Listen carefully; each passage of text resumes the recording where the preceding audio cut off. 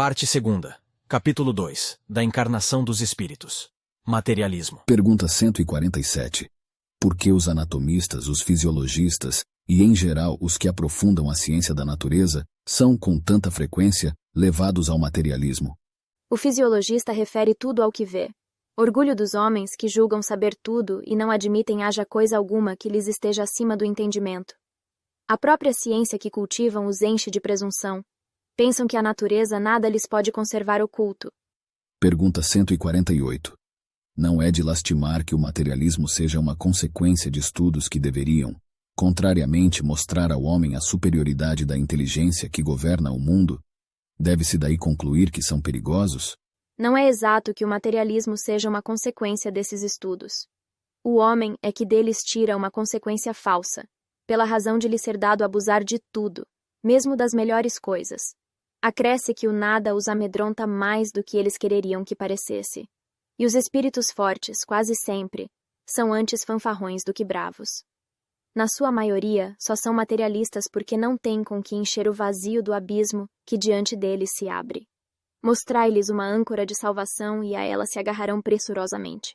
Por uma aberração da inteligência, pessoas há que só veem nos seres orgânicos a ação da matéria, e a esta atribuem todos os nossos atos.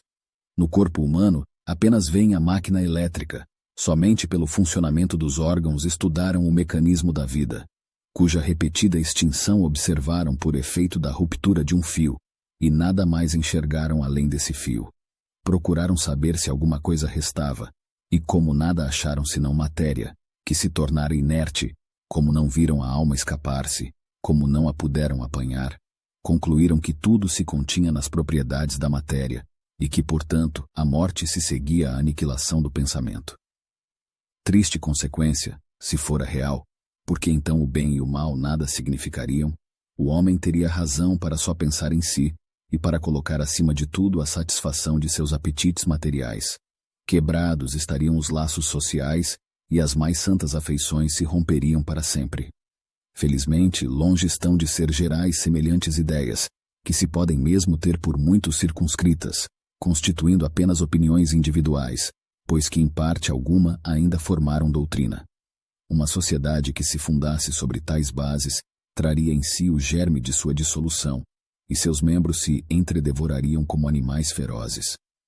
O homem tem, instintivamente, a convicção de que nem tudo se lhe acaba com a vida.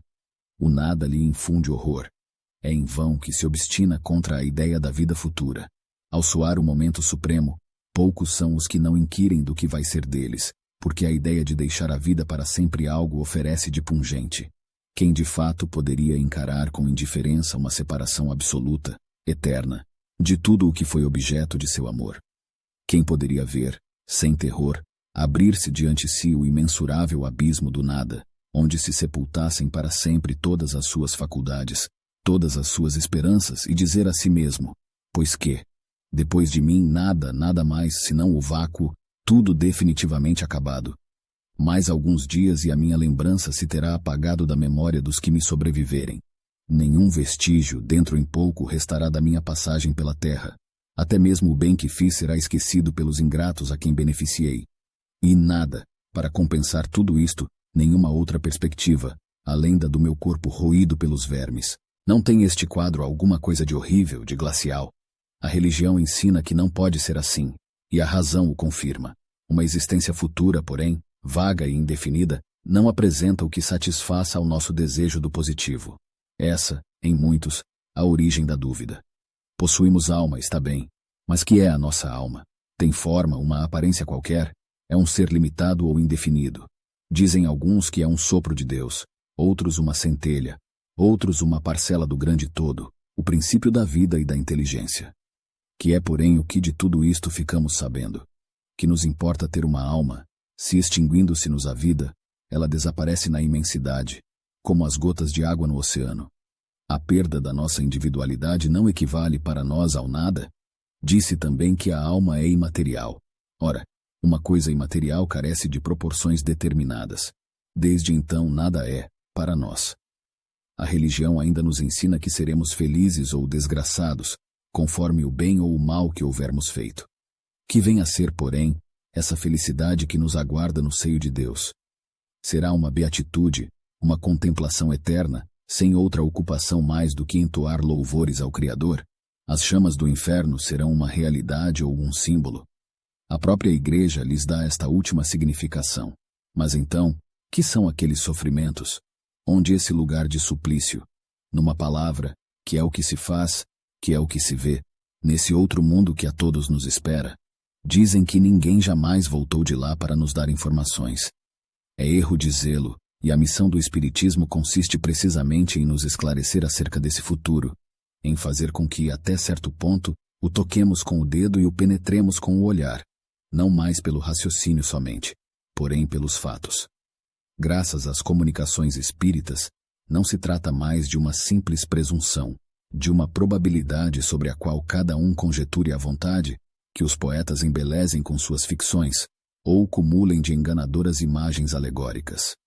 É a realidade que nos aparece, pois que são os próprios seres de além-túmulo que nos vêm descrever a situação em que se acham, relatar o que fazem, facultando-nos assistir, por assim dizer, a todas as peripécias da nova vida que lá vivem e mostrando-nos, por esse meio, a sorte inevitável que nos está reservada, de acordo com os nossos méritos e deméritos.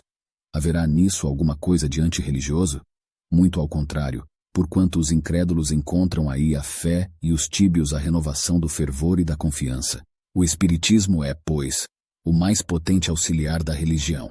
Se ele aí está, é porque Deus o permite e o permite para que as nossas vacilantes esperanças se revigorem, e para que sejamos reconduzidos à senda do bem, pela perspectiva do futuro.